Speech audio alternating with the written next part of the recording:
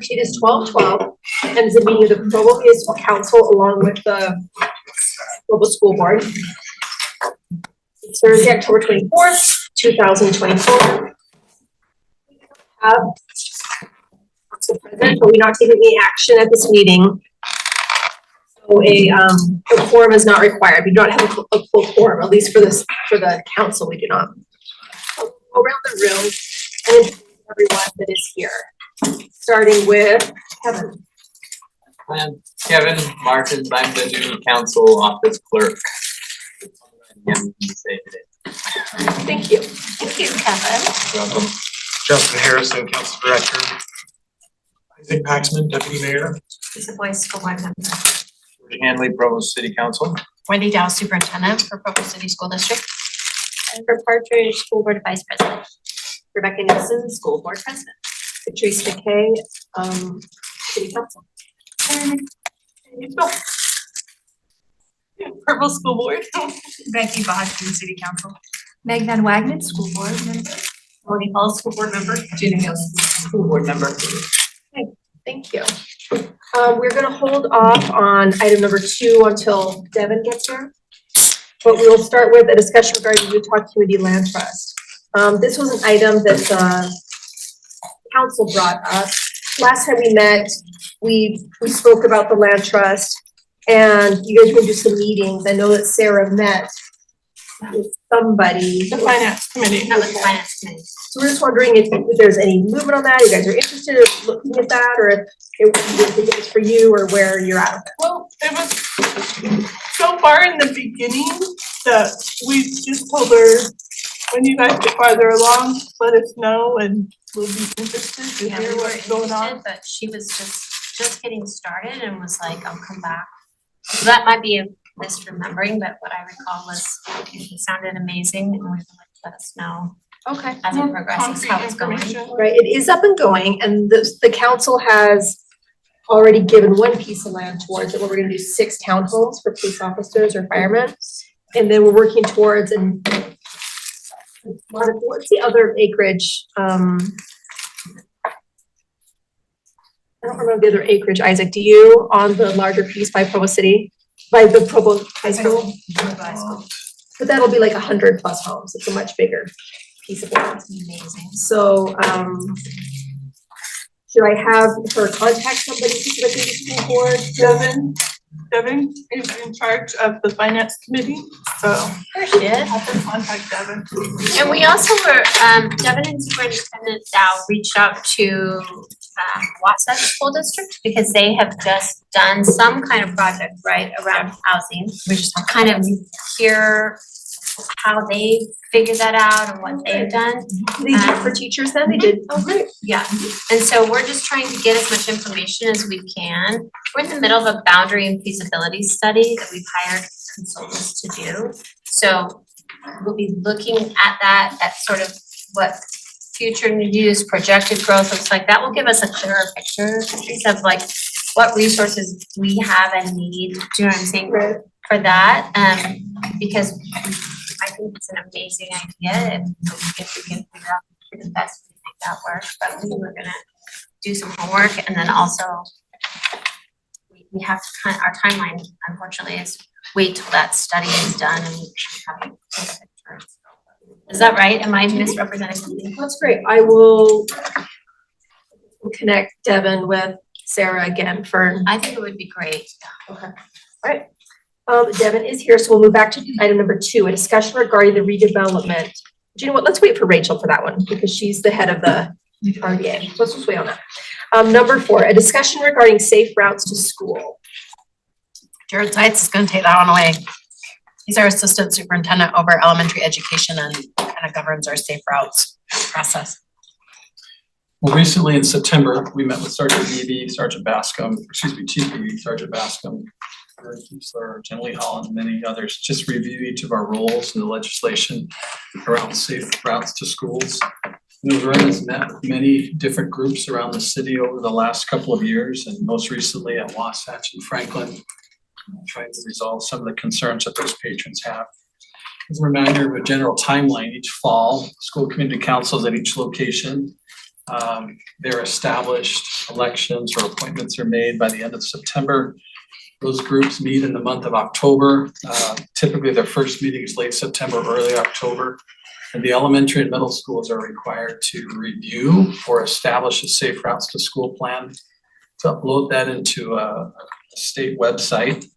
And then we review that and approve them as a school district. Currently, those are all visible now. At one point, they were not, but that has been resolved.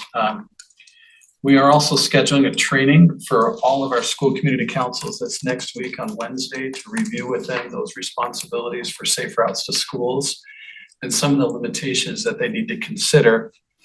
From those, each individual school community council, they would then submit to our district traffic safety committee requests for perhaps a crossing guard or other infrastructure changes, perhaps some signage or crosswalks. That would be then reviewed by members of that committee, which would include members of the city. For instance, we know that there are already requests from Rock Canyon, Edgemont, Canyon Crest, and Franklin that all need to be considered. But procedurally, we will meet together as a district traffic safety committee to review those plans, have input from the city before we from Vern and his team will come back and educate those councils. At times they'll make, I don't want to call them unrealistic, but they really are unrealistic requests for things that Vern and his team are limited by specific requirements before they can just approve any request that comes. But we want to do a better job of staying in frequent communication with him and his team.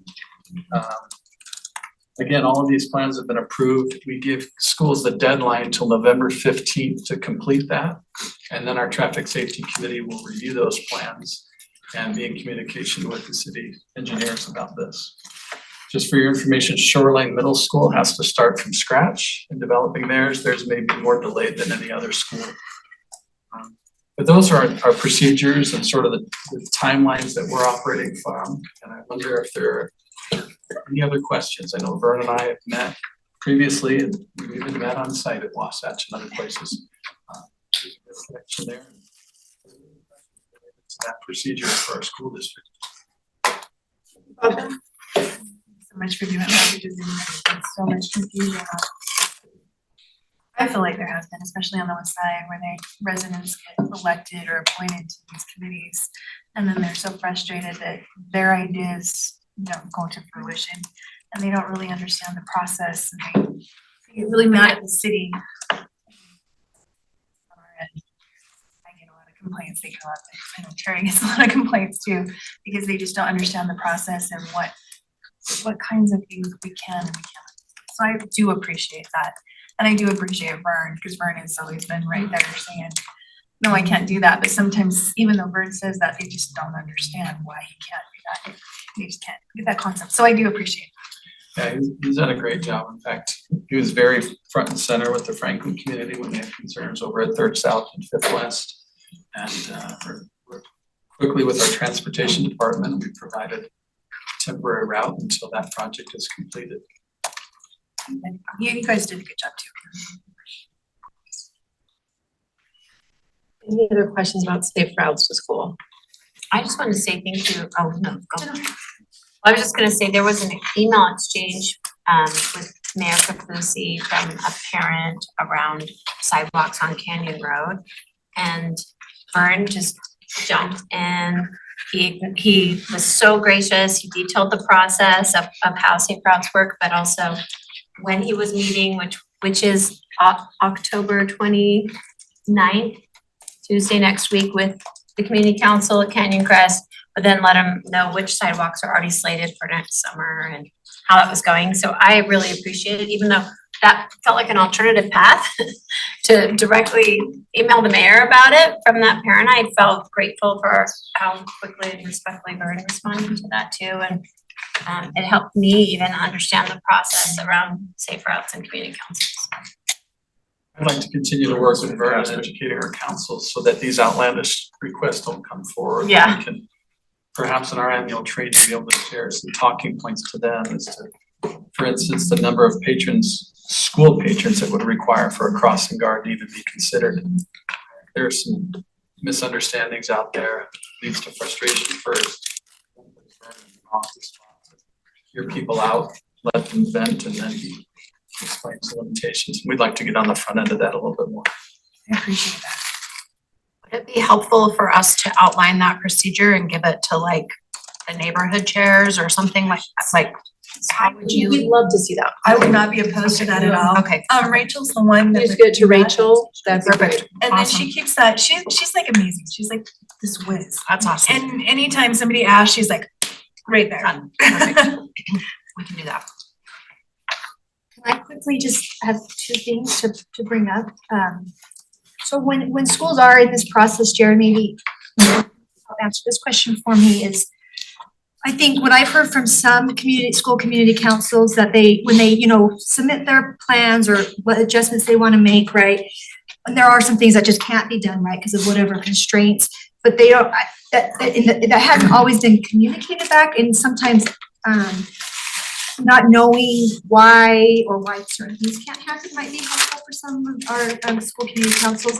And also hearing some concern that if not understanding the process, that some areas seem to have different things done when others don't. And I think that's definitely maybe perception, I don't know, but how can we better communicate if there is like an order of projects, do you know what I mean? Like why and when and where and like what the priority is so that so we're not having some frustrated community councils that are feeling like, oh, why didn't this project happen for ours when maybe this happens elsewhere? Is that, I don't know if that's a question for city and for us as the two entities kind of, because this is something that we overlap and share. I think one gap in our communication with the city has been recently that we've not formalized a list of all requests to then share with Vern and his team, and we're committed to doing that.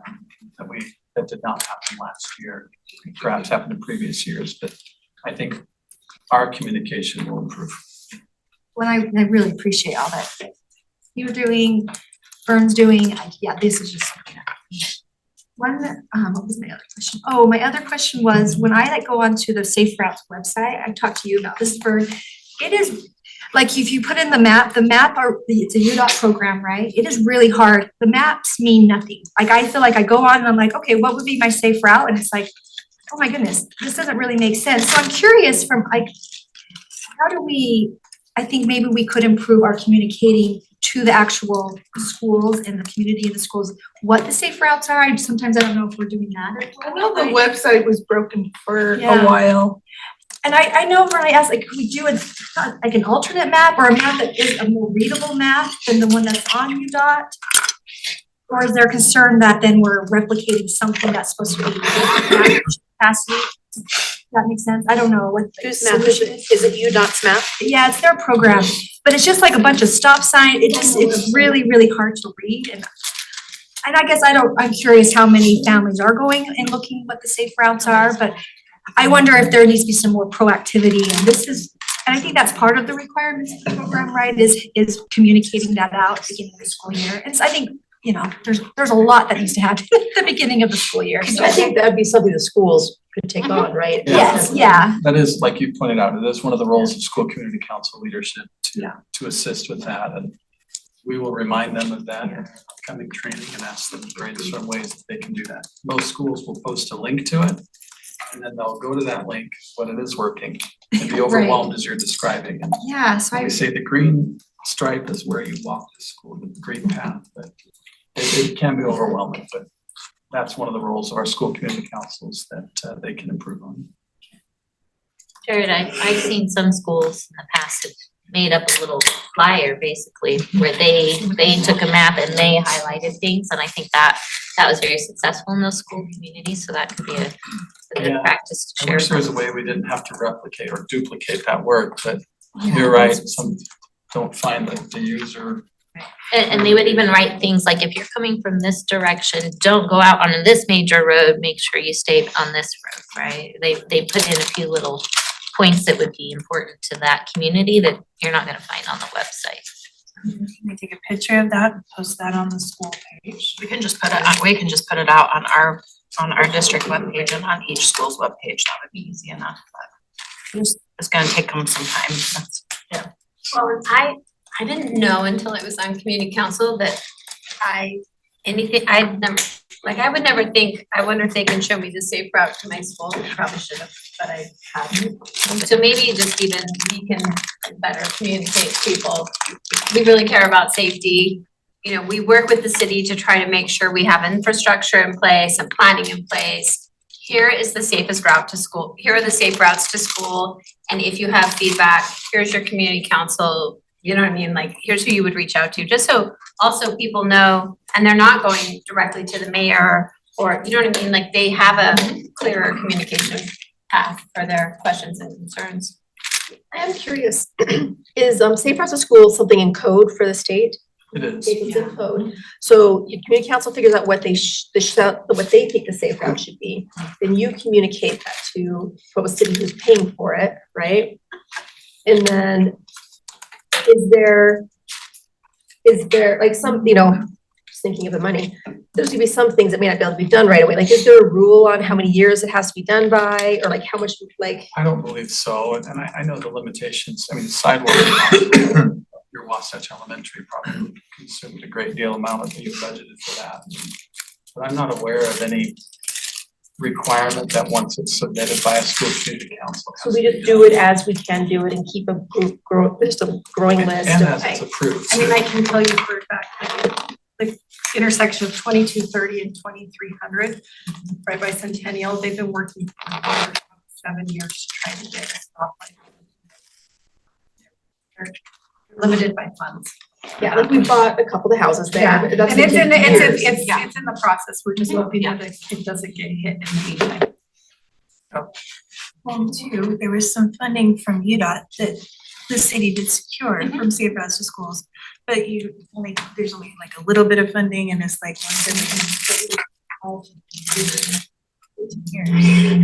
Yeah, next year we have a $350,000 grant that we received from UDOT.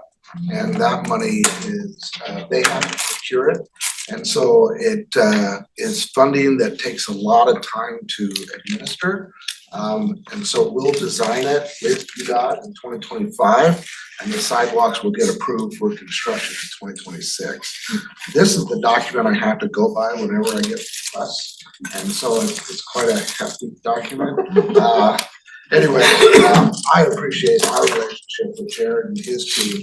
I feel that the communication has exponentially improved since day one, and I'm just, when I go to these community councils, I'm seeing school board members at the community councils, they care, right? And so I appreciate seeing you, and I appreciate the recommendations that we get. We can't always fulfill them because we have to go by this law, but we do what we can to accommodate the safety for our children. Thanks, Vern. And that was my final question. Process-wise, are the processes in place that you need? Are you both getting the process and support that you need for good communication? Yeah, Jared, All right. Good, Awesome. Teresa, one thing.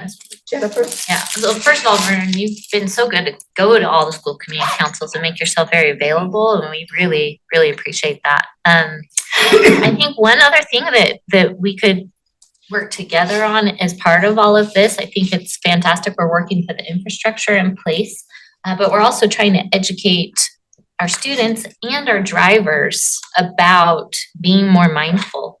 I was at a school community council recently and they were talking about a new crosswalk that doesn't have a crossing guard yet, and sometimes kids just start across. And that's something that we need to work on at the school to educate them. But also we have cars that are just flying by during times where they see a lot of children. And not all of those are going to be parents of our students. And so I'm wondering if maybe at neighborhood meetings or in some council communication or something, if we can kind of have a discussion as a community about let's all be mindful while we are around schools and crosswalks and watch out for the safety of our children. Great for you guys to approach when you come to talk at neighborhood meetings as a school board. Do like a 20 is plenty campaign in school zones. I know 25 is the school zone, but 20 is plenty around our schools. I think it was 20, isn't it? It is Right, 20. 20? Yeah. 20. It is in school times. I think that's something that you guys might wanna coordinate with the police department or with Isaac and the mayor's office, because the police do have a Facebook page and do promote things on. The council does, the city usually takes what the departments do, right, Isaac, and promote that around as well. So if you want that 20 is plenty, work with Sergeant who's over the SROs and basketball, right? Yeah, sorry. Yeah, and see if maybe you can work with Jen on me. Do that through your channels, your proper channel. Could we get BYU students to follow all those rules too? We Sorry, might need to do a campaign. just wanted to throw that out there. George,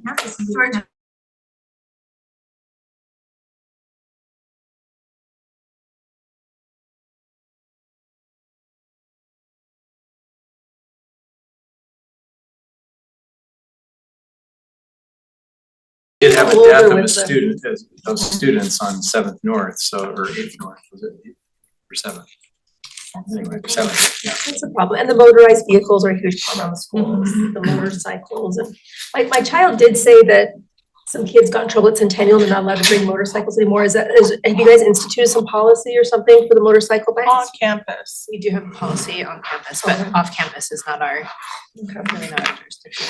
It was helpful at the last neighborhood meeting to have the discussion around electric vehicles and things like that, just to get the word out better to community, what isn't legal.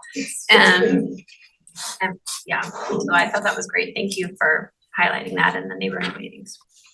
Okay, next we have a discussion regarding a new strategic plan for the Provo City School District. No, it should be you guys, but we have copies for everybody here. Go ahead. Hey, we're gonna pass our. It's my first hard copy. I'm very excited. Actually, I think we're all getting our first hard copy here. Okay, this is our brand new strategic plan. This was a year in the making with lots of community members and lots of school district employees and parents, and we took quite a bit of time to go into detail with this and to really try to get a plan that's gonna drive all the decision making at the school district. So everybody should be getting a copy. We could go through it. I don't know how much we wanna. Should we go through it? The highlight, yeah. Okay, so. Great, excellent, so I have to tell you, that was a fight to get the word achievement, I'm not gonna lie. We had to fight hard. We did. The wordsmithing part was actually really interesting, but our mission is welcome, educate, and inspire. We kept that really simple and straightforward, so it's easy to remember, and so people can really know in 3 quick words what we do at Provo City School District, which is just that. That's what we strive to do, welcome, educate, inspire. Similar to the cities. We did. I use the word welcome as almost even a nod to the city, because the city's, is welcome home, and we love that, and we want people to feel safe in our schools. So we used a similar word there. I guess it's the same word, but not the same phrase. We have 5 core values of belonging, growth, empowerment, creativity, and community. And then we've got our vision statement. The Provo City School District is a vibrant learning environment where all students become lifelong learners and engaged community members. And then our 3 priorities, which is academic achievement, wellness and safety, and stewardship of resources. And then if you have time and you're interested, you can go through in quite a bit more detail all 3 of our priorities with actual goals and percentages and things like that. This is something we have been looking forward to for quite a long time, and we've finally got it. We're working on now implementation, which is also gonna maybe even take as long and as much effort to get out to our school district and to our community as it was to really formulate this. But we are all really super excited about this. We've been looking for something for us to guide us and kind of be our North Star, and any kind of decision that's made at any level of the school district will use this as their guide. So does anybody have any questions or comments or anything they wanna? I'll add our principals started to go through it, and just now on their professional development day on Tuesday with the teachers, they went through the district one and compared it with what they already had for their school improvement plans, right? And kind of seeing what similarities and maybe what adjustments they might wanna make moving forward with that, but it's gonna definitely be a document, it doesn't just sit there, but it's gonna guide our work and something we refer to a lot. We worked with our principals today just to talk about if we're going to be meeting our end of year goals in terms of academic achievement, then where do our schools need to be in January? So really just trying to zero in on, you know, what are the specific steps and then identifying our areas of urgency. One of the pieces that our data show is that literacy is a huge issue, K-12. And what do we need to do systemically to ensure that that's moving in the right direction as we dig into that data. So there's been a lot of thoughtful process going through this to recognize that we need to improve the outcomes, our student outcomes, and for all kids, and making sure that's happening. Great, I love it. Any questions before we move on? I have one comment. For me, one of the most exciting things for me is that this not only guides us as we make decisions, but this is an accountability piece. This is where we look at and say, okay, where are we right now? What have we committed both as individual schools and as a district to do? And hopefully we can be really transparent in communicating those two things to start with. This is where we are right now.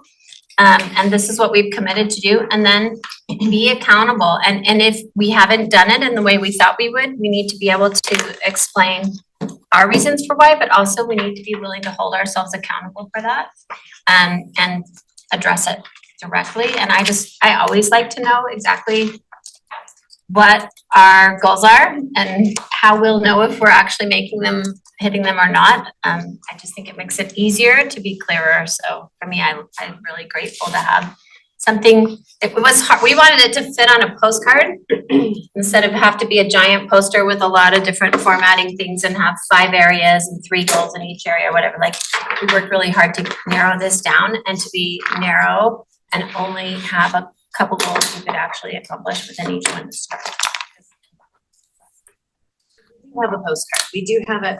That's not a postcard. Right, That's this is actually a more big deal. detailed. Look at other schools' plans. That'll be a little bit more of Seriously. the marketing tool rather than something like this that Yeah. takes a long time to read through, but hopefully it's succinct enough and easy enough to remember that people will pick it up and use it in everything, so everyone should be familiar with it.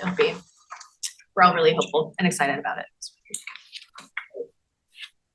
All right, next discussion regarding Provo City School District boundary study.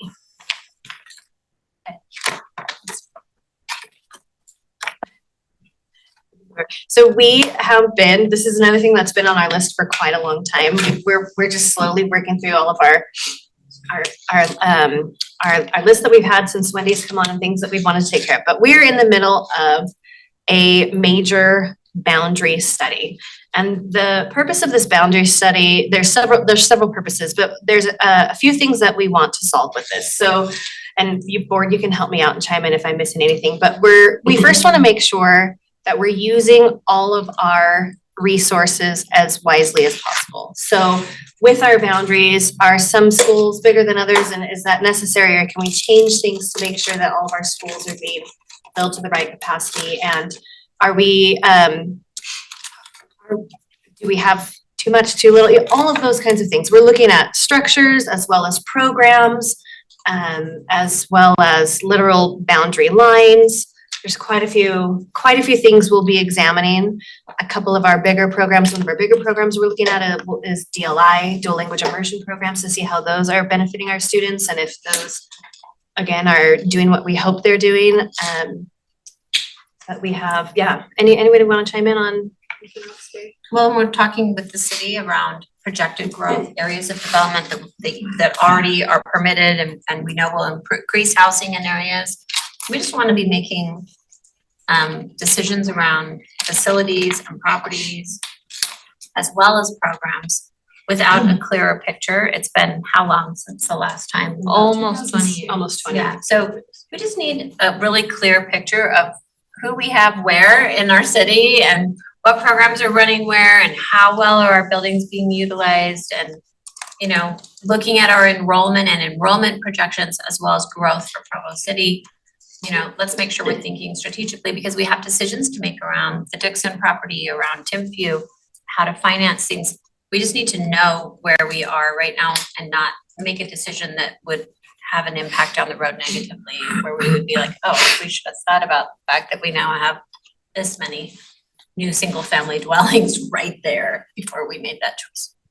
So I think, I mean, we mentioned this earlier, but this is kind of a little bit of a sticking point for us at the moment, because as we're waiting for it to be finished, we are on pause on some of our decisions as we're trying to get some guidance from this. So for example, the teacher housing, right, that we're talking about, I think a lot of us love that idea. I think we also need to know firsthand where our resources are being utilized currently and where they can best be used in the future, and then how that plays into it, right?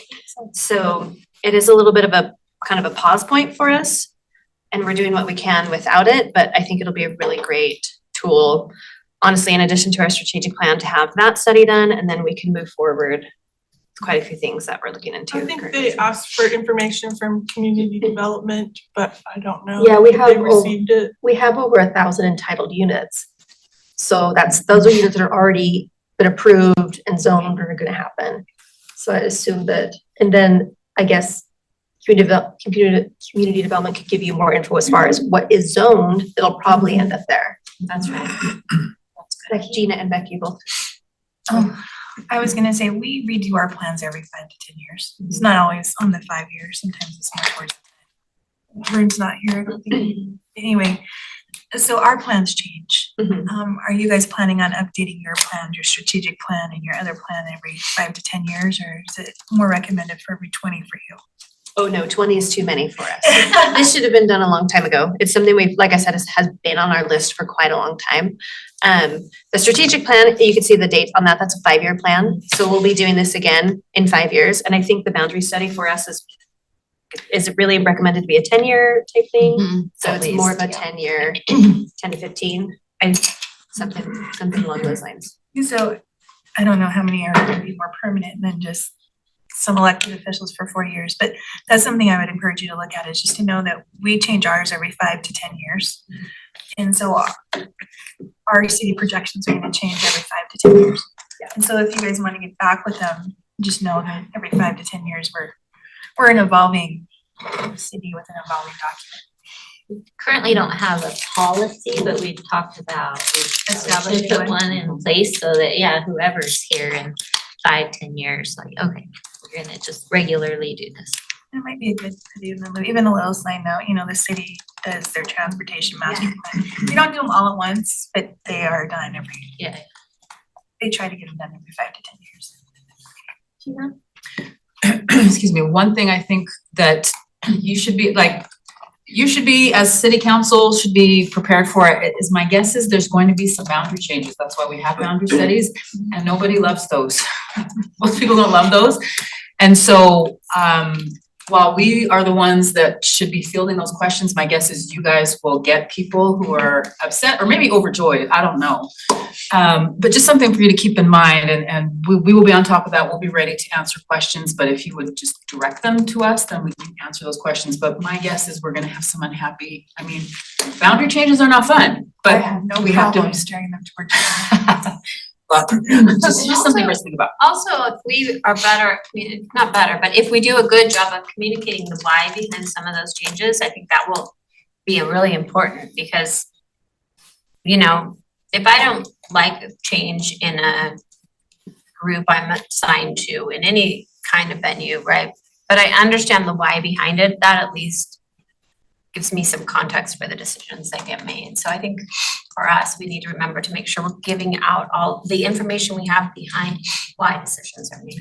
Most definitely, and I hope people read them, but if you guys have a better idea of how to get people to read the stuff we put out, please let us know, because we put out all this stuff and then the same 28% of people read it, and the rest are very mad at us all the time. I'd like to recognize that Rachel Whipple's joined us. Any more discussion on the boundary changes? Not officially changes yet, don't. Yes. Just It's a still a study. Don't make study. people panic. It's a study of boundaries. I do try to clarify when I talk to people about it, that we're not looking to make a change. We're not out to like get a certain school boundary all riled up or anything, right? We just, as Rebecca pointed out, we just want to look overall at the picture. And there probably will be some changes, but we don't know for sure. I'll just state it here, Rebecca Nielsen's contact information. Won't be on the board anymore. It's rnielsen@provo.edu until December 31st, so. We'll go back to our first action since Rachel's here, a discussion regarding the redevelopment of RDA stuff within Provo City. Oh, I get to take that. Okay, great. I'm so prepared for this, my friends. So as an RDA board, we've been thinking about how projects come to us and everything, and we want to be more proactive in looking at those projects. So far, we've had great projects that have come to us because the business partners in the community have identified an opportunity. They've worked with our economic development, and I have no qualms about any of the past projects that we've had. But as a board, we actually have an opportunity to be a little bit more visionary, to say these are the types of things that we would like to see, that we'd like to have in the future. So that instead of only considering what's come to us, we can kind of create more opportunities. And there are many ways that these redevelopment tools can be used. Part of it is for economic development, which we have been doing, increasing the value of these properties that will be taxed in the future. But we also know that RDA can be used for residential areas as well, for residential redevelopment or mixed use projects.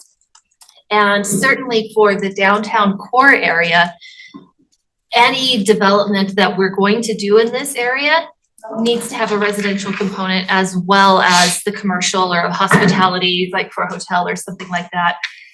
Just because that's what the downtown needs to be economically viable, right? And this is the part of the city where it makes sense to increase that density. But to increase the density of the downtown enough that we could, maybe in the future have a pedestrian plaza for Center Street, which would be an amazing thing. We have to have thousands of more people living down here, right? And so there are all these tools to look at, right? Because if we're going to have thousands of more people here, we're going to have to upgrade our infrastructure, right? Like all the stuff that's under Center Street with our sewers and the water pipes and everything, that will need to be redone. And so we've just approved a kind of project area map, or not even approved, there hasn't been the resolution, but we've tentatively said this is the map we want. That would include a big chunk of Center Street to first south, first north, little wings on either side, like including that Fresh Market block. So that if somebody comes to us and says, I want to do a development here, we've got this area already designated that we could potentially do an RDA development agreement and the sharing. We understand that you have recently done a policy that you don't want to do any of these RDA things if there's going to be a residential component. And I can understand that if it's only a residential development, but I wanted to see how firm you are on a mixed development. That wasn't in the policy. So it's the only residential areas are the ones that are So if it's a mixed thing, you would talk to us. It's something that would be considered. The issue is most of those mixed use are single people or married couples, not a lot of families. So there's not a lot of impact for us. We do get that. A real misunderstanding that a lot of people that we've talked to have say, well, we're just going to increase our property taxes with that increased value. And that's not the way property taxes work. Property taxes we have an amount that we can get. And if valuations go up, our rates go down. Right. So we don't capture that new value other than if there's any net growth, which generally there's very little in Provo. The last couple of years, residential homes have gone down a little bit in value, commercial has gone up, which has benefited us a little, but not significantly. But any of that additional growth or any of that additional revenue that would be with our current rates, we're not legally allowed to capture unless we go do a truth in taxation every single time there's new growth. So we don't get new revenue from that. And I understand the city is wanting to do them because there's additional sales tax, there's additional impact fees that all benefit you, but property taxes are the only things that we have as a district in order to increase to be able to meet our needs. So this is something where I need more education on it. Because if we are taking, say, a parcel that currently has like 2 single-family homes on it, and now we put on 100 apartment units, how does that change the property tax? Because or 100 condos or something like that? Can't you capture? Aren't those like, is that not considered Our new revenue is development? based on a dollar amount. So we have a dollar amount it goes to, so. Yes, but if it's new development, then that goes on, that's additional. So the 98 condos would So be it would lower everybody else's cost. No. Correct, but I mean, you're right to a point. It's the net growth within the city, not just that would create an additional growth for us. High density housing is one of the things that has caused us to have a lot of growth within the district the last couple of years that has given us any growth in property tax revenue. But again, property tax is the only thing that we have in order to. Did you say it hasn't given you any growth? So it's only given us a small amount of growth over the last couple of years because residential housing, the residential values a lot have gone down throughout the city. And then the commercial valuations have gone up a little bit, and residential gives us 55% exemption. So we only capture 55% of the value of homes. And then commercial is the 100%, and it depends on how it's zoned and how it's built, so.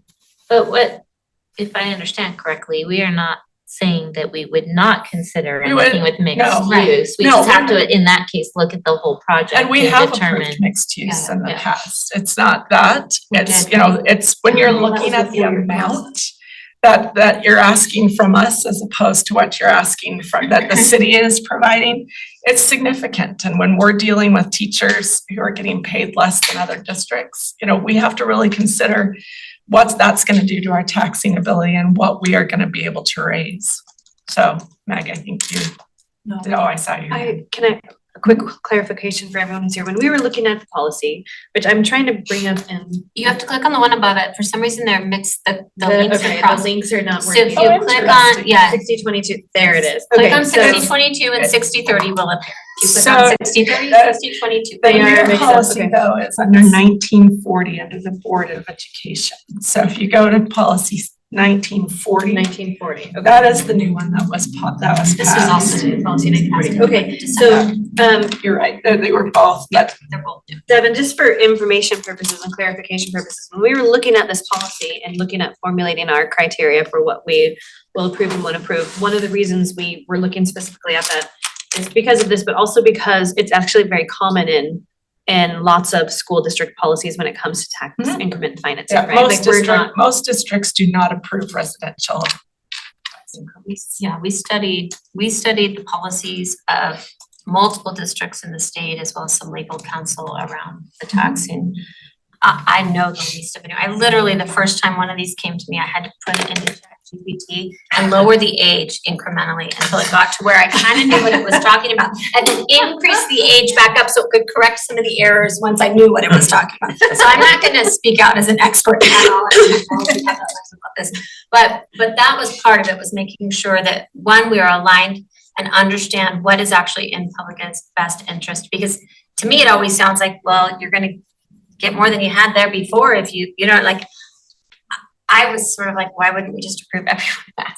Because I don't have a background in finance or the tax law around this. But it was developed in concert with what is kind of standard and considered best practice for public education, with an understanding that we would, hear from people and talk about it and make individual decisions, but try to follow that policy around how to protect decisions that get made. Well, I appreciate knowing that it's policy 1940, because sometimes it's a mess trying to dig through and find where the policy is and everything. So this is really helpful for me to have your criteria that you are looking at, so that we can run that kind of analysis when a project is given to us, so that we will know whether or not this even looks like something that you would want to be a partner on. Yeah, and it is, there are several criteria, you know, Oh, yeah. of the percentage, how long it is. You know, because right now, this last year, there was $1.1 million of our revenue that we received that was incremented back to RDAs in the past. You know, so for us, that's 2 steps on a teacher's salary. So when we look at it, we're trying to make sure that our district is not taking, number one, the brunt of the increment, and number 2, still being able to meet our needs and what we have in place. So. Yeah. Now, I have a question on some of these. So where it says it requests more contribution from the city than the district, what does that mean to you? So for example, one of the ones that's on the table right now, over a 20-year period, the city would increment $5 million and the district would increment $30 million over that same period of time. And is that just because our tax rates are higher? Yes. Yep. Much higher. Yep. So how, when your tax rates are so much higher than what the city can charge, can we have a situation in which the city increments more than the school? Well, it would just lower ours to be equal to what you do or less. I mean, we can change what we increment. The maximum amount that the district participates in can be part of the contract, and then that's the amount. Once we hit that amount, then the increment for the district would stop. Okay. Would it be better on those projects if you just hit it, like you stop at year 3, even though the city's still going on to 10 years? Or would you rather just have a smaller portion? It's always better to just do a smaller portion over the longer period. Okay. One of the things that we're always looking at is the project's gonna happen regardless of whether there's increment or not. And most of the time, especially in the full residential and the market that we're in right now, those are gonna happen regardless whether we provide tax benefits for them. Yeah, although we've told that some of our projects won't happen without some of these assistances. And we're not saying that we won't provide the assistance, we just need to make sure that it's in a fair and equitable way, and that we're not impacting our district for that long on a significant amount of money. Yeah, and I can understand the long time periods, because that certainly caused some heartburn for the RDA board as well. Like, really? That long? Well, and some of them, they've taken a lot of years to even start. Yes. And so that's another thing. That's why we added in into here the that policy needed to trigger within right. 2 years. Yeah, and we've been working on tightening up contracts and things like that, so that if they don't meet, a certain benchmark, then they lose out. And part of that was based on the experience with the mix at River's Edge, where, that project sat fallow for years and changed hands, and then the new owner developers needed additional help in order to actually get the stupid thing done. All right, I should edit my comment on that. Bring the project to completion. Stupid all the time.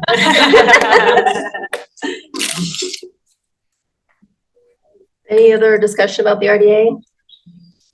I just, Oh, no. well, one other thing that we had talked about in our leadership meeting is that we want to do a better job at giving you all notice when we have items coming to the RDA board, so that when we have that project presentation to us, that that's happening.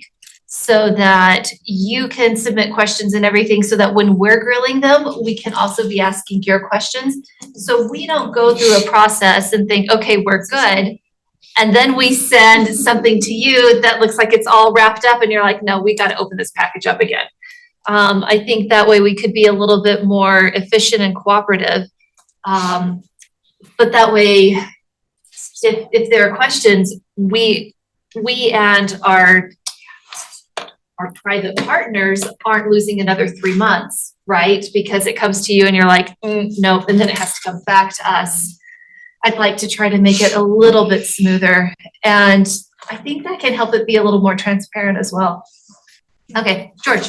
Well, I was just gonna say, that, you know, we have the same concerns. I mean, we always have to try to ask ourselves, is this something that, if it were not for the tax increment, would happen anyway? And I think theoretically, we try to be principled about that. I think what's practically difficult about it is that everybody will make a case that it's necessary. For sure. And the more we've done it, the more common the practice is, the more expectation there is that this is how it's done. And I know, you know, Dave Harding, past council member, was probably, in my time on the council, the most vocal person on the council about his concerns about that. He was just always wanting to hold us accountable to making sure that we weren't overusing the practice. And so I think it's important maybe for all of us to be aware of that trend that could be concerning in the sense that it makes it harder and harder to say no when a situation arises. But anyway, I just thought I'd. Which is one of the reasons why we put the policy in place, is because, you know, we were getting a lot for a while, years and years ago. And there had to be some kind of guiding principle, because then how do you decide which ones you say yes to and which ones you say no to? And so that's one of the reasons why we put this together and did a significant amount of research on what other districts are doing. And there are some districts who will not participate in any RDAs in the state. And so it's an interesting process. And I mean, we all love Provo, or we wouldn't necessarily be here. And so I don't want to see growth stop, but at the same time, on a lot of these projects, the benefit for the city getting the project in is a lot bigger than the benefit for the district. Can we clarify real quick? Rachel, you're saying a little bit better cooperation at the front end of some of these projects before they go too far. So can you tell us what that might look Would like? that be Do we something, wanna- like, we're gonna have a work meeting on an RDA item, we can notify you, and if you want, you can come sit in on it also. And then, you know, you can be texting us while we're sitting there and we can ask some questions. Right. So from our end, we just need to decide maybe who is best to send. And then Somebody from someone on the finance Someone on the committee finance is committee. probably good. Yeah, have a liaison. But, you know, all of our meetings are public notice and everything, but that doesn't necessarily mean somebody's like reading through our agenda like, oh, there's an RDA thing, I need to know about that. Notify you. So if we can just, send you a message like this is coming up on our agenda, and then you will know that it's there and you'll be able to, you know, pull the video afterwards or pull the minutes as well if you're not able to send somebody. Because it does feel like sometimes we're just kind of working independently in our own little things, and then we get something done and you're like, wait, what? We didn't even know about this. And it's not that we were trying to hide it, it's just that we were both busy in our little spheres of influence. Right. We're all in very similar situations. We all have these responsibilities and our regular responsibilities, right? So it gets tricky, yeah. So if it's the only way to do it, I mean, that might have to be, but it still feels like us sitting in a meeting and texting you during the meeting is not quite full collaboration.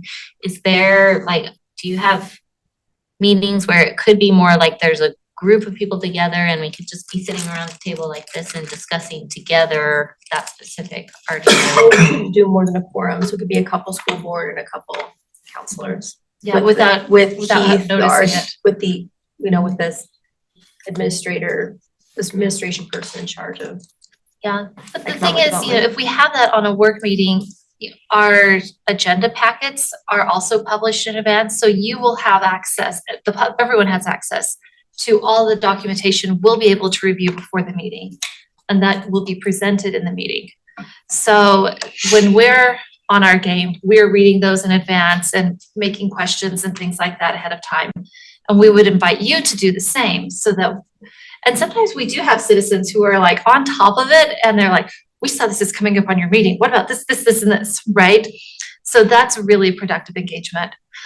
But certainly, even though, well, if you're in the room and we're asking them questions, we can ask a question of you too and invite you to speak.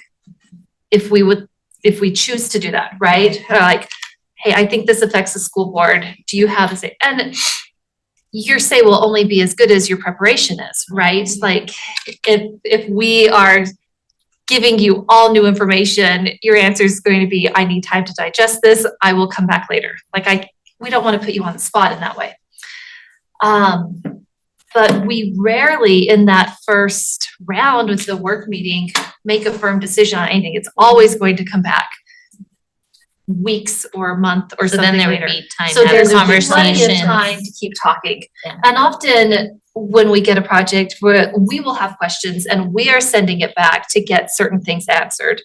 And so that's a really good time for you to say, and also ask about this and this and this. So we can add those things onto the task list so that when it comes to us again, our questions and the ones that you've submitted to us, we can get. And we're discussing these in our finance committee meeting.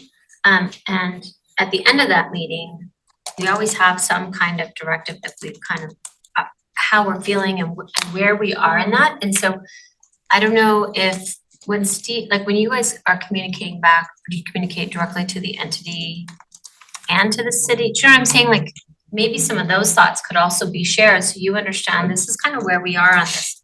Because if we're both having conversations about a specific proposal, for example, but you don't know that where we are on it is we cannot figure out a way to justify that actually given this policy. Right. Like that would probably be good for you to know before you kind of engage with the process in a different way without at least knowing that this is something you're gonna run up against, that the school board may not participate or may need to participate differently. And so the sooner we give that information, I feel like the better our time is spent, more respectfully our time is spent.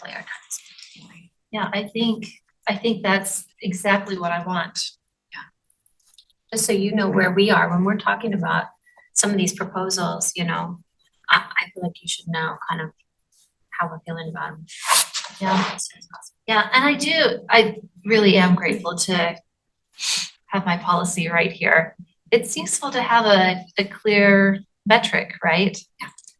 And even though this doesn't say, you know, what weight to give to each of the considerations, it's nice to know what the points are.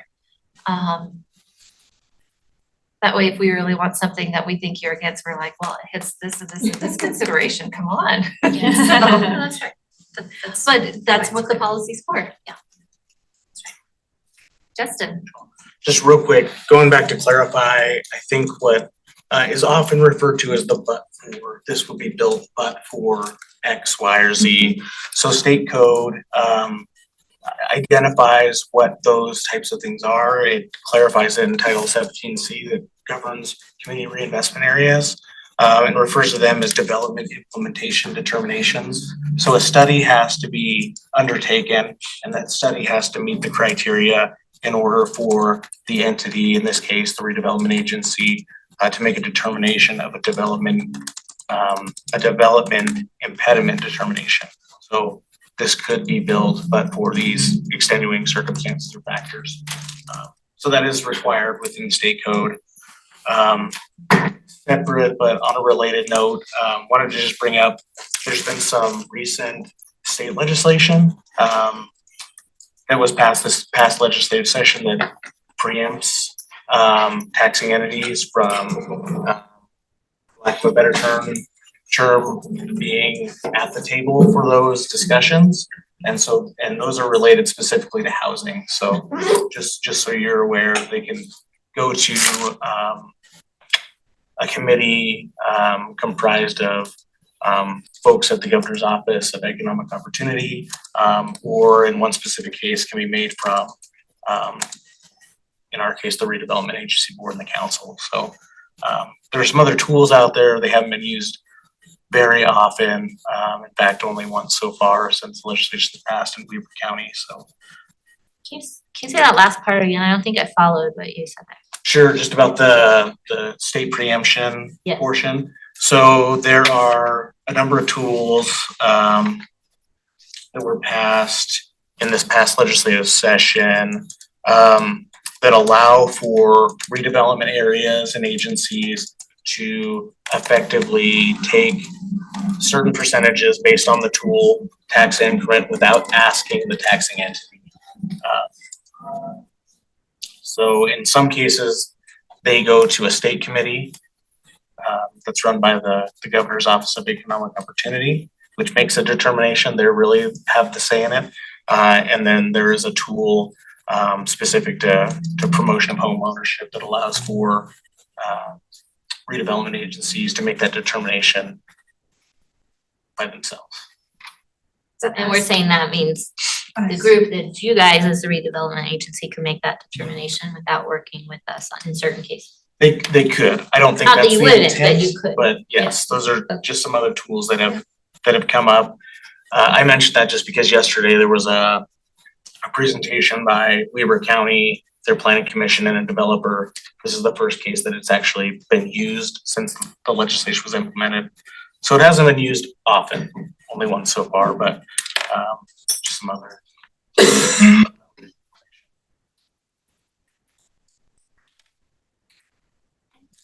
Yeah, if we wanna use a bully stick, I think we'd give you a heads up.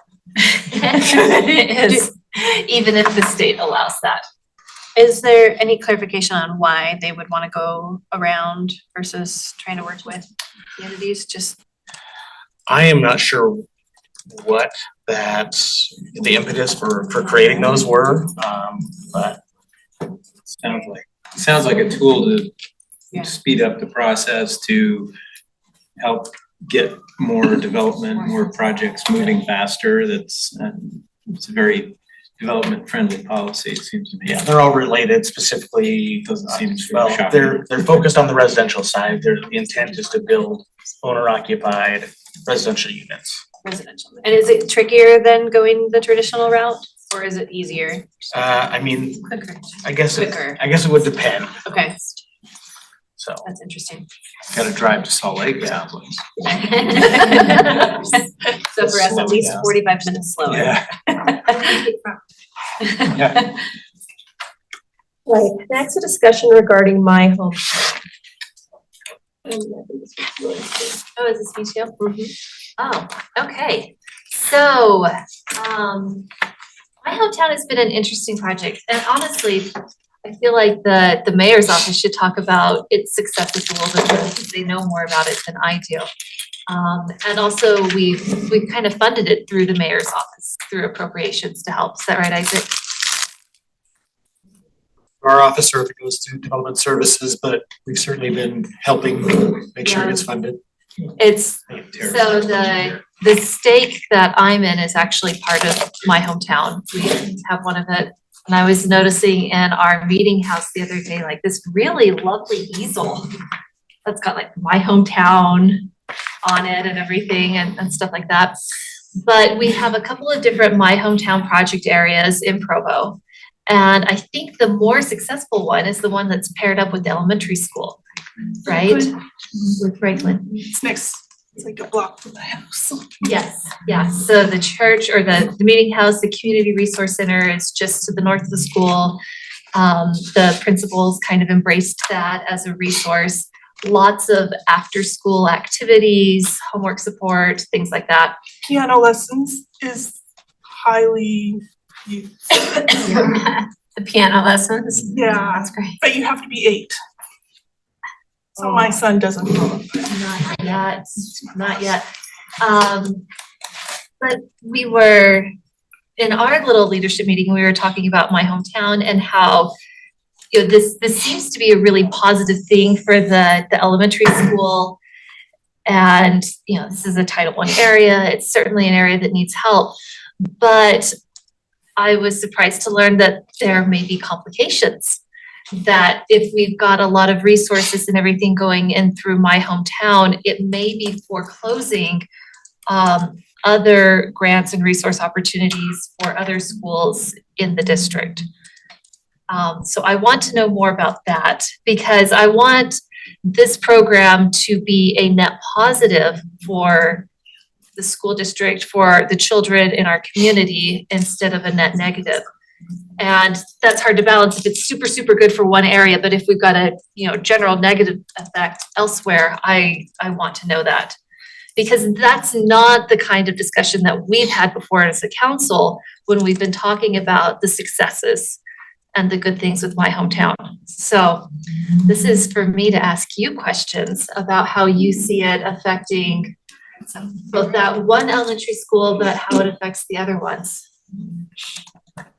First I've heard of any of what. Franklin doesn't have an after-school program this year, but that's not because of My Hometown. That was because they lost their grant for that. And we didn't lose the grant because of My Hometown. Okay. It was just the end of the grant. So. Yeah. My understanding, correct me if I'm wrong, is that generally the grants for our after-school programs are getting harder and harder to acquire, or we are having to contribute more and more to match, which makes it harder for us to do it. And so I was under the understanding that it was good that we had these other community resources that's helpful for us. So we're able with My Hometown to step up and fill a gap that we're finding for the schools because grant resources are more scarce. But from what I understand from the principal, the My Hometown after-school program is only servicing 30 students.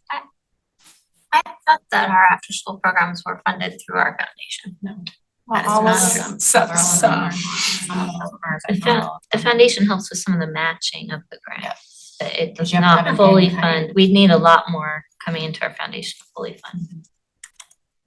Where do you need more after-school programs? Like all of them? Jared? I think need is the key word there, because I think every school would say we need them, but I Right. think identifying where the real needs are would be.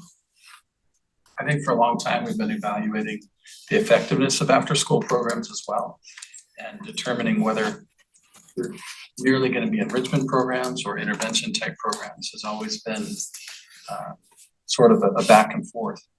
And most recently, the federal grants that we had applied for operated through the state. Someone has described before, the competitive advantage has been, the scope has changed a little bit to where they've opened it up now to all types of community agencies and not just schools. And so the availability of the grants and the cash match that we're required to commit to has been problematic at times. Also, the demands of that have been really difficult, and there have been times where principals have declined to want to participate moving forward. And I think there are many different reasons for that, but after-school programs require a level of supervision that at times we have to match, and at times we've been willing to do that, and other times we haven't been able to. Those grants require, for example, X number of hours, so generally kids have to be in the after-school program until 5:30 or 6 p.m. And so sometimes that's why we've just decided not to apply for the grants, because we can't get teachers and individuals that want to stay for that many hours after. Most of those federal grants require 3 hours of out-of-school additional activities, and They require That's been really food, they difficult. require dinner, there's a whole bunch of components. there were times where we did use some foundation money to help supplement some things along the way, but that mindset has changed. Is there a need for an after-school program? A well-organized and designed one, yes, but most of our schools still allow, and our teachers will remain after school to provide help and assistance for students, but the organized after-school programs, we've greatly reduced in the past few years. So after-school programs that we've got operating in Provo are generally not run by the schools, but they're run by different agencies. So like Boys and Girls Club or Boys and something like Girls that? Club right now is the one that stands out the most who does that. Okay, are there others? What's the one at Sunset View? It's not Boys and Girls Club, it's something else, isn't it? That one was still running That was 21st century, 21st so century, it it's just a is 21st still century grant. the We have- last, the We have last 3 year schools that are now. still on that grant for one more year. And when you look at our data that come from the after-school programs, it's not improving academic achievement. It really is a service to parents to keep a safe space for Right. kids. Like That's genuinely what it is. And the problem is that most of these grants actually require that we're gathering academic data to show that students that are in those programs are actually improving at a higher rate than the students who are not in those programs, and we don't have that data to show that. Right, so even though we're getting probably social, health, emotional benefits, those aren't academic benefits, so you don't get money for it. That's correct. Some of our So that's why schools- Boys and Girls Club is something that we utilize more extensively as a result. Okay. And most of our elementary schools have some sort of an after-school enrichment activity of sorts, whether it's drama, whether it's a sewing group at Rose, whether it's a choir. But the extent has been, and that footprint has been greatly reduced. Are those funded out of the school's individual budget? That's correct. And some of those are funded through the foundation, but there aren't large numbers that are, but some of those are from the foundation. And is that because they applied to the foundation? Do you know what I mean? It's not like we say to every school, you have up to this much from the foundation. That's correct.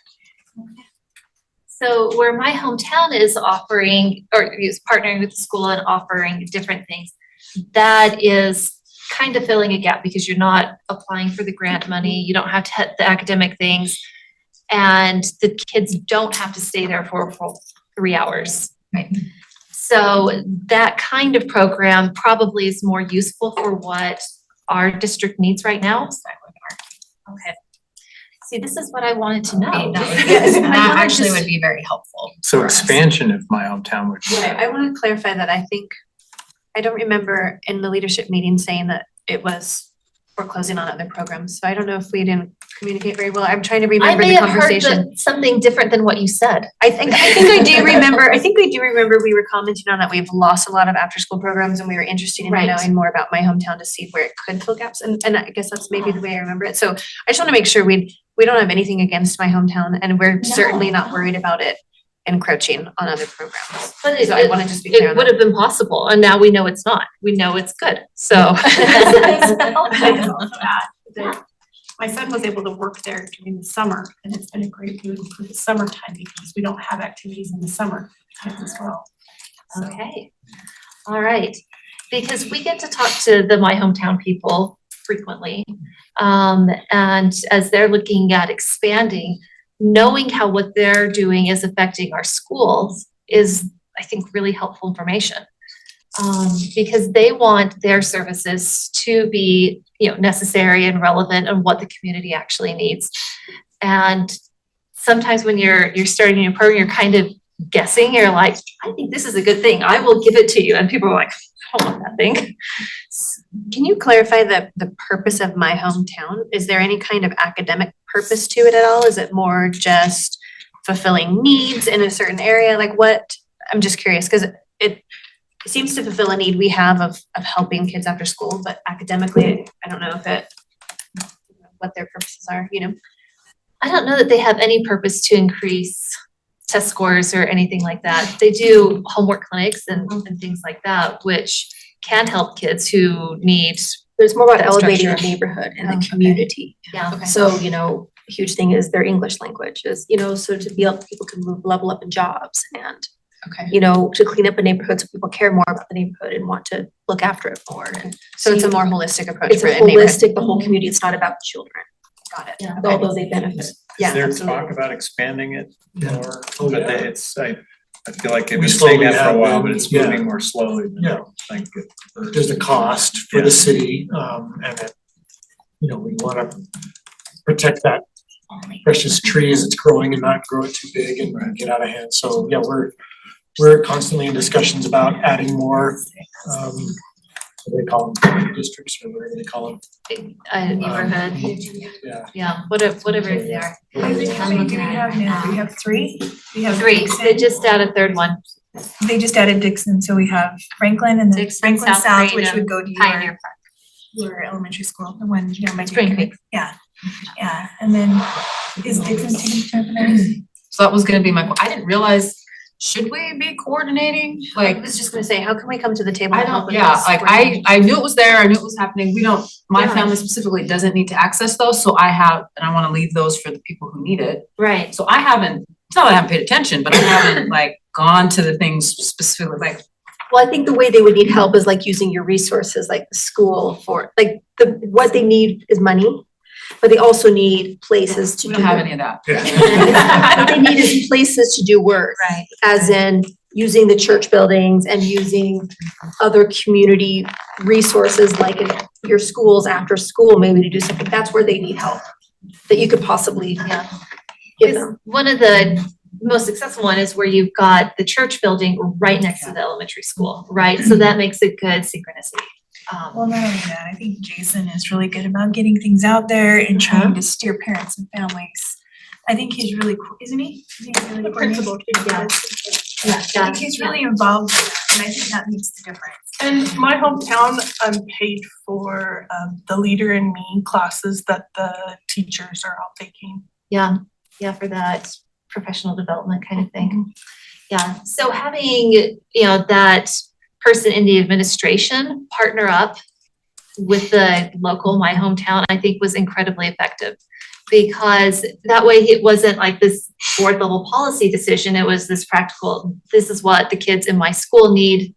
And so he was having those conversations. And Isaac, are you the point man with?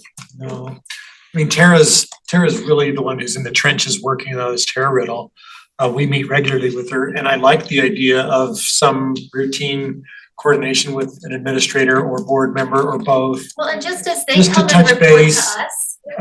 Just to touch base, and if you wanted presentations periodically to the school board, I'm sure they would be happy to come. I think that would be great. Well, and I'm also wondering if, as you're talking about expanding, who at the district would be the right person to be part of those conversations, and this is the best school, because not only is that a good thing for that community as a whole, but at that school, our after-school programs would probably be better suited by my hometown instead of what we're doing now, like Wendy, who's gonna be It's gonna district? be Jared and Daryl, because they're the ones that are over the secondary and elementary schools. Because I see this conversation as helping to facilitate between this volunteer organization that the city supports and you with the schools, because there hasn't been as much of a connection as I think would be beneficial. Well, and communicating clearly to families what resources are available to them, making sure people know about them, and also to the community, to our school-based community around getting involved. Because I think there are people with resources in terms of time or, who could volunteer or contribute in other ways. Have they So- already been communicating through our school district channels? I think so. Cause I think we could utilize They that as well, right? Handpicked 30 kids at Franklin to do the after-school program. Okay, There's only 30 kids. okay, so it's not something we can put out on a flyer and. They don't have, because it's based on volunteers. If they don't have enough volunteers to help out, then they can't help more kids. Right. I know Kendra's over the Franklin South one, isn't that right, Isaac? I know she's approached me because even though I'm not in that neighborhood, she's in need of service projects. So there's different things that she's trying to build connections for that I think a principal, because the principal usually knows the kids and they know the needs and they know the area. And so if you can get some of those things paired up, I think that's one of the reasons why Franklin's doing so well. Because Jason really does know the kids, he does know the problems, and he is communicating with them very well. My hometown is, if I understand it right, it's a program through the Church of Jesus Christ of Latter-day Saints, right? Okay. And But it's not considered- partnership. There's a exactly. nonprofit city, No, right, the church. They're quiet, they like to stay very quiet Yeah, in the they- background of it, it's, so, but they're involved, they bring the volunteers.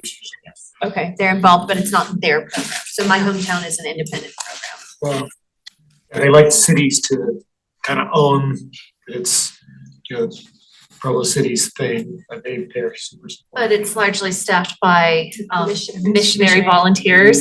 Senior missionaries. Yeah, seniors who are told this is your mission. Yeah. Okay, you will now It volunteer wouldn't here. be possible without the church, so. Okay, Okay, they're called to do it. okay. Which is actually helpful for some staffing things. And they get like really well-qualified people with great skills and experience and expertise that they can bring in to do it because of that. But And they it's, host very fun parties they do twice a year. big parties, they do big service It's all projects. about building community and closeness, getting to know your neighbors and helping your neighbors and.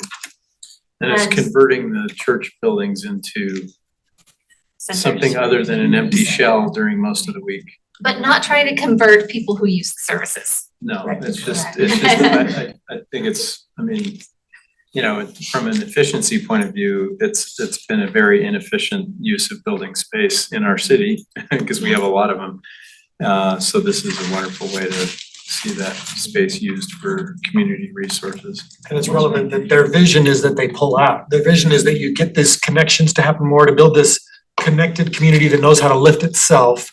And then you establish the locals there, whether they're involved with the church or not, and then you kind of just get to say, okay, you get it, we'll move on to somewhere else and help get another one started.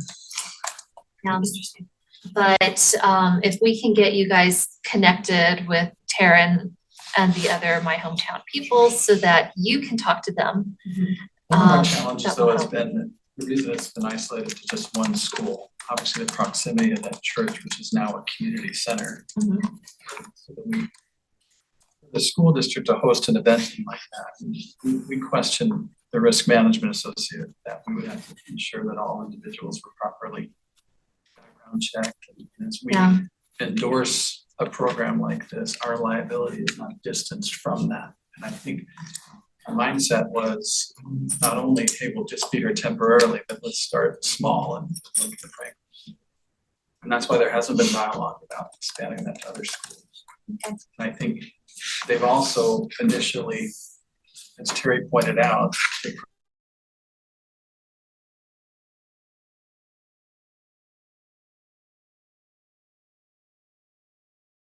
to that service outside of there. There's not a host of, hey, all these volunteers come into Franklin after school to provide this help and support. It's outsourced across the street because of those liability, just the messy nature of liability at times. Yeah, I am unfortunately too aware of liability issues. Well, and I'm just clicking around their website, anyone could register classes for kids under 18 on here. They say when they are and what kind of classes they are, so it actually looks like. Piano lessons.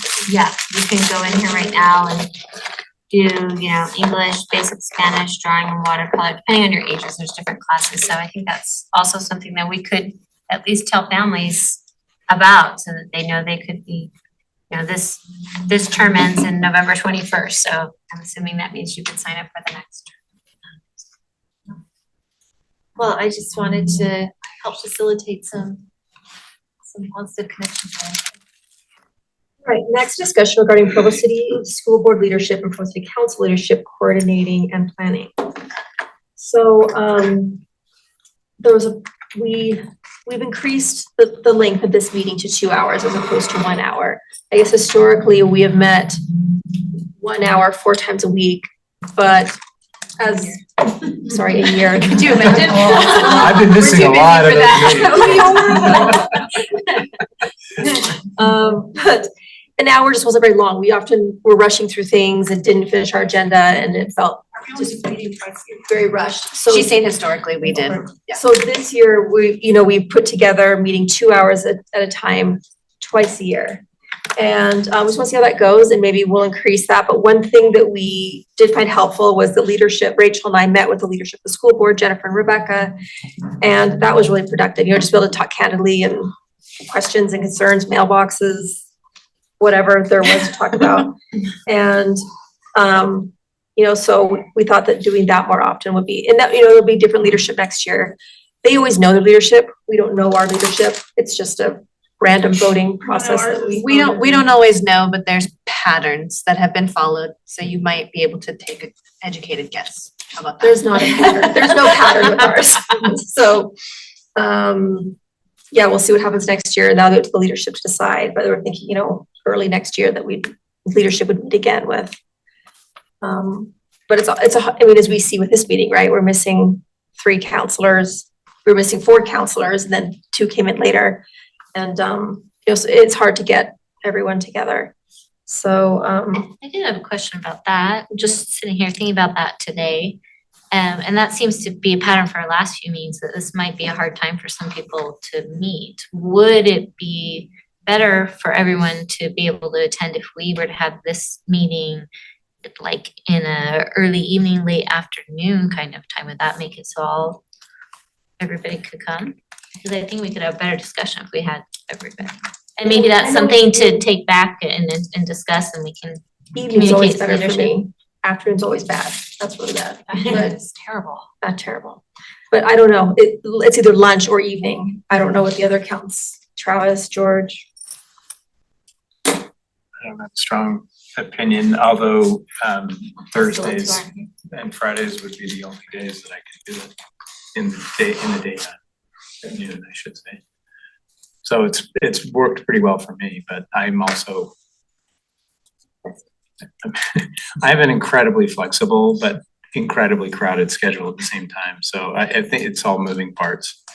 So I'm not really super reliable. If I knew it was regularly whatever it is, then I would try to move the parts around. But the only thing I can't move are classes I I think teach. a less regular meeting in the evening is okay. Maybe we should ask those who weren't able to make it. So Someone later. Yeah. Because sometimes we will have additional council meetings on our not council Tuesday nights. Like if we need another budget discussion meeting or something like that. Because. But what's best for your guys' group? Or do you not know that yet? So I think, yeah, probably survey it's both. maybe something that we would need to survey people on. One thing I would say, I think too, is just when you guys do meet, if, you know, we get some general idea, like recently you had a housing conference, and I've been texting with Craig about some housing things, and so like, I didn't know about it, and you guys didn't know that to pass that along, and then when I saw it happen, I was like, well, if you want us to be a partner, invite us to your meetings, and then I got a little like, I did again, I forget 5 minutes later that I'm concerned about the office, but you know, I just thought, gosh, I wish I would have known. Cause I think it would have been nice to have some presence there since people want to partner on this. And so I just think communication, I don't think we need to keep having more meetings with everyone's time necessarily, but as we're talking about RDA issues or whatever they are, all of us remembering to communicate that info out is helpful. That's just my 2 cents. My thing would be is, Lisa, I really don't know what's important to you and what's not. And so I can't really say, hey, Lisa, here's. Correct, but if the city's reaching out to say, hey, we really wanna partner with you on this, is there a way we could set up a meeting and talk about it? And then they're having a set of meetings on that topic, then it just is good to know. Right, 'cause if you want us to be partners, then we wanna be in that conversation. With the housing, you're not really partnering with Provo, right? You'd be partnering with a nonprofit that does a land trust. So we've just decided to do it ourselves with them, and you guys could do it, and like we talked to IHC, they could do it too, you know, for nurses and doctors or medical personnel, but I get the point. That didn't come up much. I mean, the meeting was about policy, like that the state could do government wise, like legislation that they're gonna be doing that we're like, please do what we want you to do. And she knows it will have an effect, but we'll make sure you send you the reporting, and that's good to know. Well, I'm saying for us too, I'm not picking on any one other person, I'm saying we just need to be trying anyway to communicate, because we are working together for the same people. So speaking of which, on Tuesday night, we're having a community meeting that you're welcome to come to, where we are talking more about, we're gonna be at the Dixon site, and we're talking about just kind of narrowing down ideas and plans for what we will be doing with that. So you guys know what you're doing, or you're just looking for input? We've got like 3 good options we're Yeah, presenting. and them we're with. wanting to get community feedback on that, so. And there will be a trunk or treat following the meeting, so you can bring kids and come to the back of my car and I'll give you candy, so. That's a good deal. Tuesday at 6 p.m. Did everybody hear that? Rebecca's offering candy. We're all gonna. Yeah, we're all gonna be there with our trunks wide open with candy. That's terrible. Yeah. So for this, going back to kind of the And with original that topic. meeting too, like Jennifer made some notes from that meeting. Mhm. And did you send it out to? I did. Great, yeah, so we kind of give you guys an overview of what came from that meeting. So in January, you need to would need to have the reach out one way or the other, but it'll be a new leadership and we can't predict what that'll be. Right. But the idea was to propose that whoever's on leadership keep up consistently with a meeting. And we thought a few weeks or even a month prior to these meetings is about the appropriate time Yeah. to get together as council and board leadership that helped us plan out this agenda and helped keep the communication channels And open. and that's definitely nothing we can make them do. Absolutely Up right. to them when. But it's our strong recommendation. We also talked about possibly meeting 4 times a year as that leadership. So we're meeting a couple times in between these meetings, right? To just again, keep those communication channels open and what's going on, things maybe we did forget to mention to each other. Once you're sitting in a meeting Right. together, you're more likely to be like, oh yeah, what about And it was this? very apparent in the meeting that the school board didn't understand our leadership and how the city works, right? There's administration that runs all the employees and all the day-to-day stuff. And you're running the policemen and you're, doing the streets and sidewalks, things that we are not in charge of. We are purely in charge of money, where it goes, and the budget, and making laws.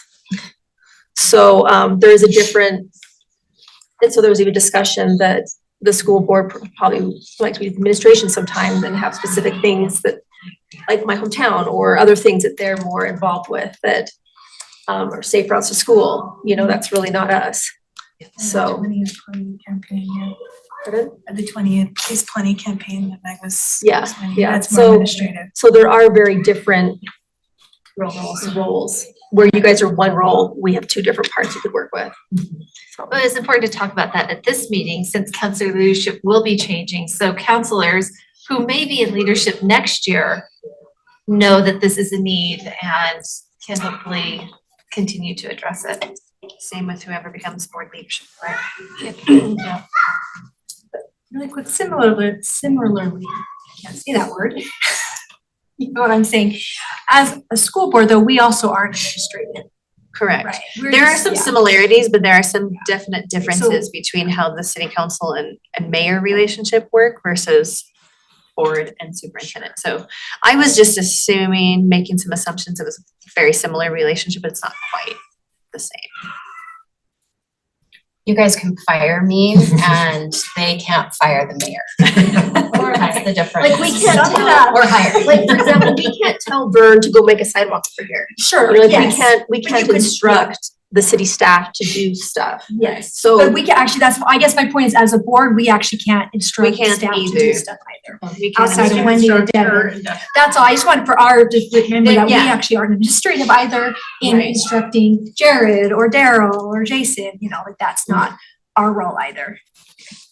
But we all, each entity, we are in charge of our budgets that also inform some of the What can be administrative done, things, right. right? That is something that's.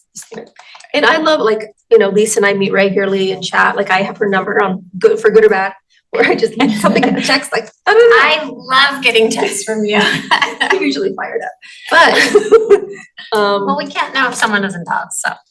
so yeah, so like, we can also communicate a lot with each other, and if someone wants to talk to someone, please contact them and let them know you want to talk to them. That's right.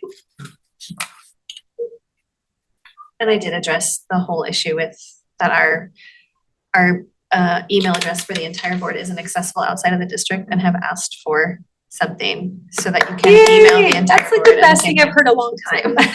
I've been irritated about that for 15 years. So we're hoping to get something where you can email the Sorry, entire board at the same council time and not have to go through the Awesome. website. And we should know your email address, you don't have to go through. Yes. It should be posted and obvious. That is one that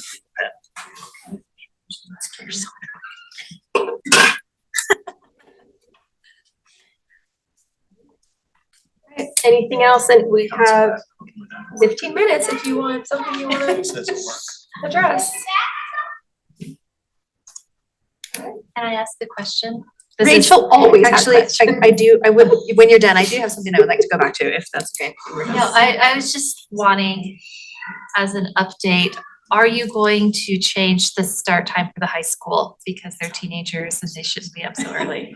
That is. Like, what's the status of that conversation? That conversation comes up quite a bit. Yeah. And we spent some time looking into it, and then we determined that the cost to do that is incredible. And it would literally mean changing the entire system in multiple ways. And where we've been at with our school district is that we aren't in a place at the moment to take on that kind of change.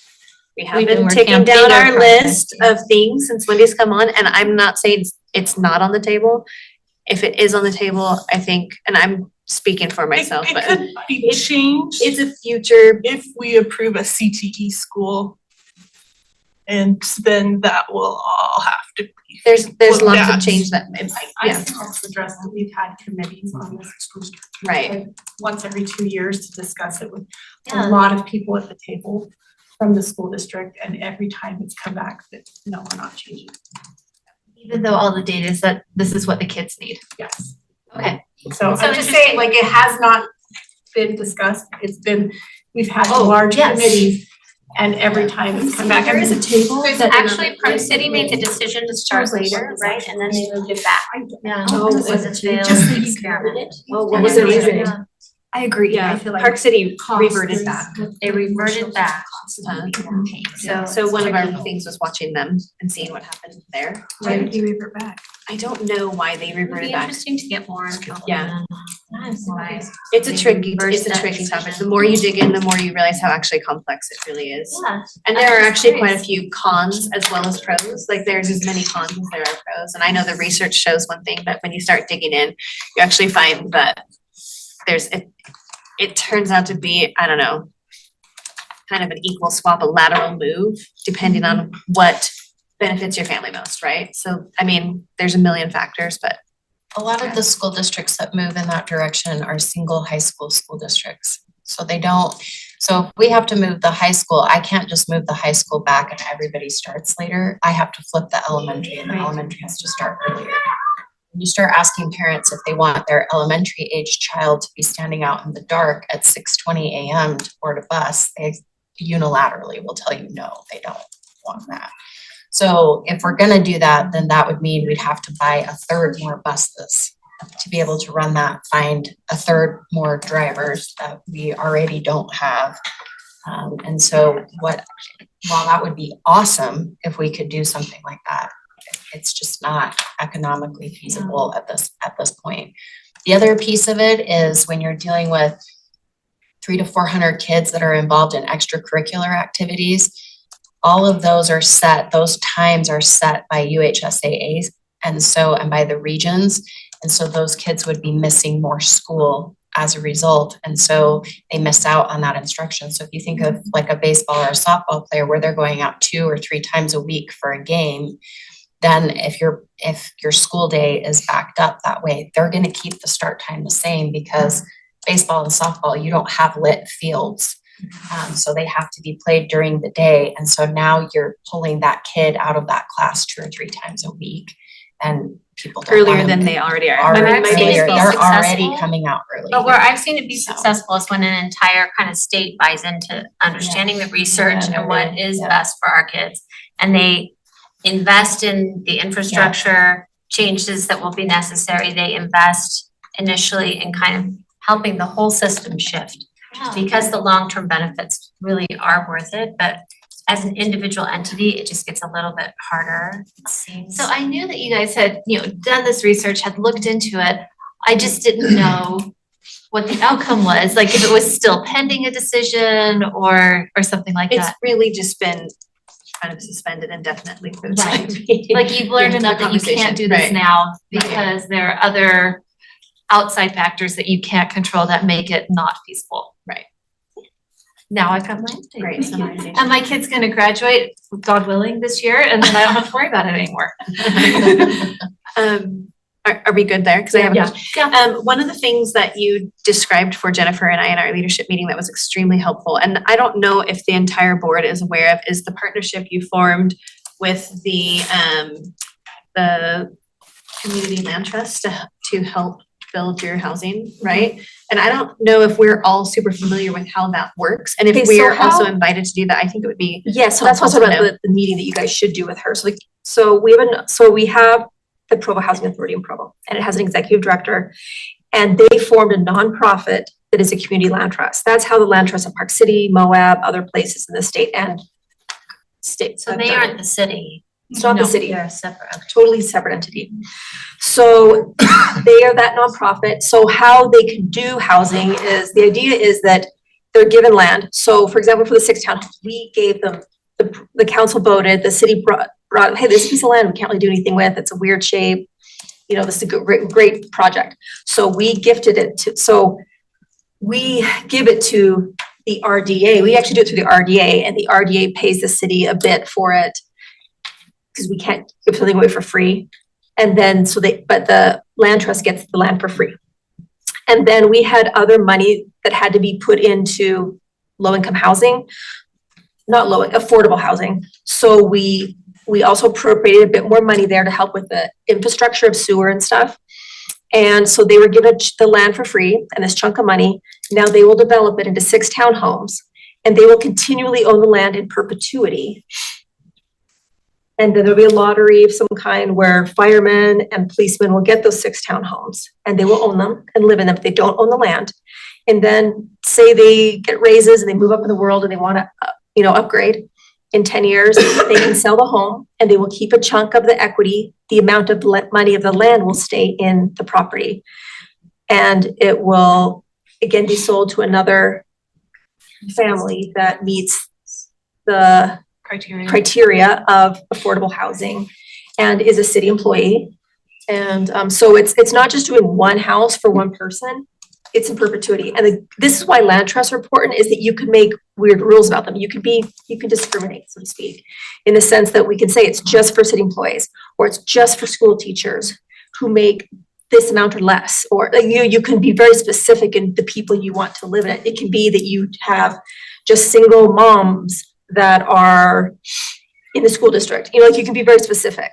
So it's a nonprofit entity and a vehicle to do that. And the beautiful thing about it being associated with this nonprofit is that because they're used to wraparound services with the Provo Housing Authority, they're helping these new home buyers. They're going to teach them they go to classes about how to save for maintenance and, the general costs of housing, because maybe people are first-time home buyers. So they educate them, and even you can partner with other programs that help lower your interest rate and stuff too. So you can kind of do program on top of program that, helps make even your buy-in or your interest rate lower and things like that.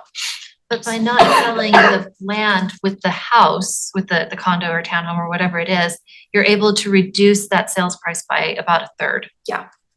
And so that's how we're able to have a home that is affordable or attainable. So the land trust isn't land. making money on it, but they're selling it 30% cheaper because they got the land for free. Okay. And at some points that we learned in our conference that we went to, sometimes the land trust will buy the home from the person, because sometimes you can't just always sell it to the next employee, and then they'll sit on it until the employee comes. They have to meet that criteria, income criteria, the workforce criteria, all of it. And whatever deed criteria you put on that land. I would assume there's enough demand that we're not worried That will never happen. that would never happen, right? I can't imagine that happening. I know before Isaac leaves, Scott's behind us, the city's been hit up by employees. I mean, the employees have heard about this, and it's been Great amount of interest. great amount of interest. I imagine the same would Like be 10 for our times more. teachers. Yeah, we could do, we're never gonna do enough housing to meet the demand. Right. Yeah, it's, so this was helpful when I heard you describe this, to know what it is that we'd be working with. So this is why, if we decide we wanna go through, would we go through the same land trust, the community land trust here? That's Same land trust, okay. You wouldn't have to do anything. You would literally just give them some land and they would do it all. Okay. There's no maintenance on your part, there's no upkeep, so to speak, but you can advertise it. It's your win. It's your. Right. You could have a different partner. It doesn't have to be. Well, it has to be a land trust though. You'd need, so you'd have to find, there's no A other land land trust in the trust, area that okay, I'm aware of. right. Yeah, this is But the you one we definitely don't have to use the one that we use. Okay. And that money you appropriated for infrastructure, would we need to have something like that as well? No, that was just a choice. We just Okay. wanted to make it even more affordable. Okay. Because they're gonna work off donors, this isn't a nonprofit, so they can have donors that are contributing to stuff financially. So they may be able to make it cheaper themselves through their own donors. But we, for this project, wanted to make ourselves offer the land and this bit of money that we had to use for affordable housing anyway. Yeah, but that's what they do, right? I mean, Sarah, she's they're the ones that help people get into homes, they're the Yeah, ones that. that's their whole life. Yeah, Right. that's what she does. And that's what we like partnering with her in the sense that she had those wraparound services I'm talking about too, because they'll also help them. Like, say you're not gonna make your mortgage 1 month, they'll set up a payment plan and help them not lose their house. Like, they want them to succeed. And so they already are doing government programs that help in this area of homeownership. They're not as good as the land trust as far as the cheapness, but they're wraparound services that help them. So they already have these in place. Okay. Which is handy. And she knows what she's doing and she's right here. Yeah. And obviously the city doesn't want to be managing a bunch of homes and people, like, no. we don't want anything to do with that. Yeah, we're not property managers. No. Well, we are property managers, Well, but we but don't wanna only be of our a schools. single family home Property managers, right. Okay, that's very interesting. That's helpful for, I don't know how many other board members are aware of that. That's helpful for us to know. That's why my wife doesn't She want a was- dog. She even presented to the finance Finance committee committee. and it was really, I thought it was really. Yeah, she's phenomenal. I really like her. She's a go-getter and she knows her stuff. She's been in the business a long time. Okay. Like a little powerhouse. firecracker. I know, she's so little. and she's just like, She's really good. And she'll take it through planning commission and she's already done ours through planning commission and it's gone through council and she'll get the zoning in place and then they find a builder and yeah, and there's builders who, want to do projects that they're not making a bunch of money on, but that are happy to contribute. You know what I mean? Like, Right. you're working with builders that are willing to, they know that this is a good deed they're doing, so to speak, and they already have those people on their board and stuff, so it makes it easier. People who are going to do architecture, pro bono and stuff like that, so. We need some of that for our regular projects. That would be awesome. Okay, well, that's helpful. Thank you for explaining that. All right, anything else? We are like right on time. All right, guess